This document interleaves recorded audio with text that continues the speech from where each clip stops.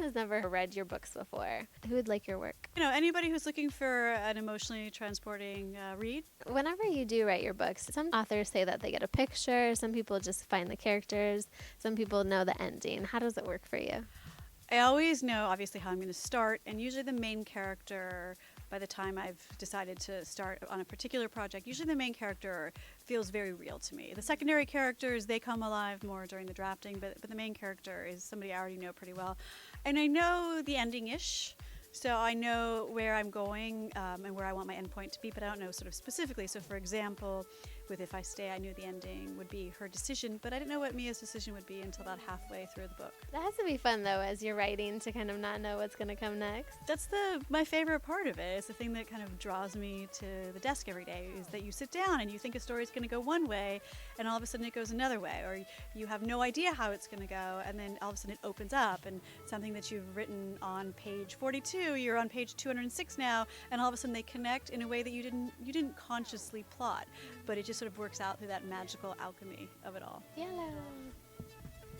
What would be the theme song you would select for your book? It's funny because every book I write has like a weird theme song, and sometimes it has something to do with the book. So for I Was Here, the theme song is the Fireflies theme song by Bishop Allen, which is a song that I discovered in researching because I knew that I wanted to have the kind of motif of Firefly songs, and I knew a bunch of songs, and I knew Bishop Allen, but I didn't know that song. Okay. And then I found that song, and there's a line, she says that she can forgive you, or you can forgive her back. I'm quoting it wrong, but it's something about that, which sort of is the heart of the book. So there's that one. When I was working on Just One Day, the Adele song, We Could Have Had It All, Rolling in the Deep, that was really like, I felt that with Allison. But weirdly with If I Stay, it was the song Falling Slowly that I would listen to, which had nothing to do with the book, but it always put me in the exact right mood to write. So it varies for each book, so I can't give you one song, but I just gave you three.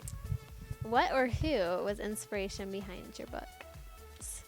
Okay, well, let's see. Which book should we choose? Let's pick I Was Here, which is the most recent one. And that one had a real-life inspiration, which is that when I was a journalist, I did a story, a kind of very sad story, and it was about young women and suicide, and it was called An Oral History of Suicide. So I spoke to friends and families of these three women who had taken their own lives. And one of the women was a young woman named Susie Gonzalez, and she was so dynamic and charismatic and just one of those people that had that spark.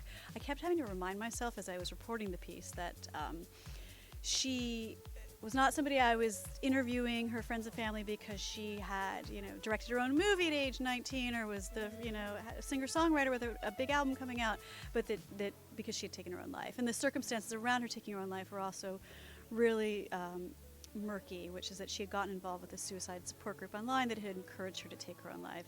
So I never stopped thinking about Susie, and it was kind of years later, and I imagined what it would be like to get a suicide note, because she sent it on time delay email as recommended by this group, what it would be like to be on the receiving end of that note, especially with somebody that dynamic, somebody who you thought had no problems whatsoever.